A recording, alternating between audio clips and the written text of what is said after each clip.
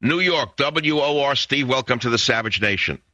Hi, Mike. A couple of things. First of all, whether we like it or not, Madoff has a constitutional right to bail. He's put up $10 million. He's not charged with murder. Hold on. Let's pause right there. He did not put up $10 million. In fact, he could not meet the terms of bail because none of his relatives would co-sign the $10 million bond. It was then that Judge Ellis changed the rules and said he doesn't have to meet the bond requirement because he couldn't raise the money. He went light on him right there, and he said you can be under house arrest instead. So I disagree with you. Of course we're all entitled to bail, but he didn't even meet his own requirements of bail. Mike, I think you're wrong. He did put up a substantial amount, but here's the other issue. Well, wait a minute. I'm not wrong. You're wrong. He was not able to meet the $10 million bond. He could not meet it because his relatives would not co-sign the bond. Well, it was then that Judge Ellis said, okay, I'll take your apartment as part of the bond motion. Well, that's worth a lot more than $10 million, Mike. No, actually, they say it's worth 7 to 9. Okay, well, still, 7 to 9 for somebody who hasn't killed anybody. I understand the risk of flight, but I want to go on to your other issue with respect somebody who hasn't killed anybody. He allegedly stole $50 billion. How many lives do you think he's killed?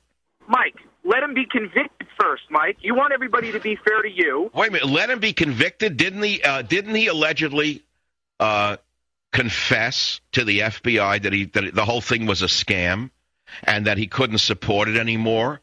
And he said he's turning himself in because he can't support this anymore. That's what we have been reading. He has not yet said he's innocent.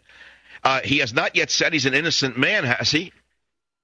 Mike, having done this for many years and represented many people who've given confessions, until they're convicted, I don't take any confession for granted until the case. Well, of course not, because a man like you would defend a child molester if you could make a few bucks. That's not fair, Mike. That's how you make your money. You make your money from the dregs of humanity. So therefore, you think the dregs of humanity are all innocent until proven guilty. And you're saying he didn't kill anybody. How would you explain the $1 million in jewels that he allegedly sent to his relatives while he was out on bond? Do you think that's the mark of a man not continuing to scam the public?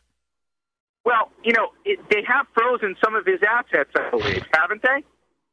Well, now you're asking a question because you can't answer mine.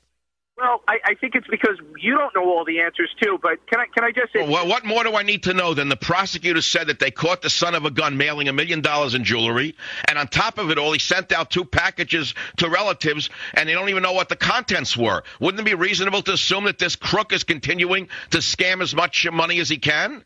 Well, what, in and of itself, what's illegal about sending jewelry to his family?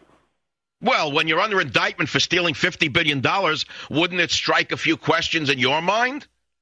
But, Mike, this is why I'm grateful to live in the United States of America. That's right, because in the United States of America, with slimy lawyers like you, people can get away with murder itself. Not fair, Mike. Heaven forbid it. It is fair. It's because of men like you that the scum of the earth smirk in the streets after destroying lives. It's because of men like you that permit drug dealers, pimps, and you name it, to walk the streets and smirk at people. No, you shouldn't be proud of yourself. You should hate yourself. Thanks for the call. I'll be right back.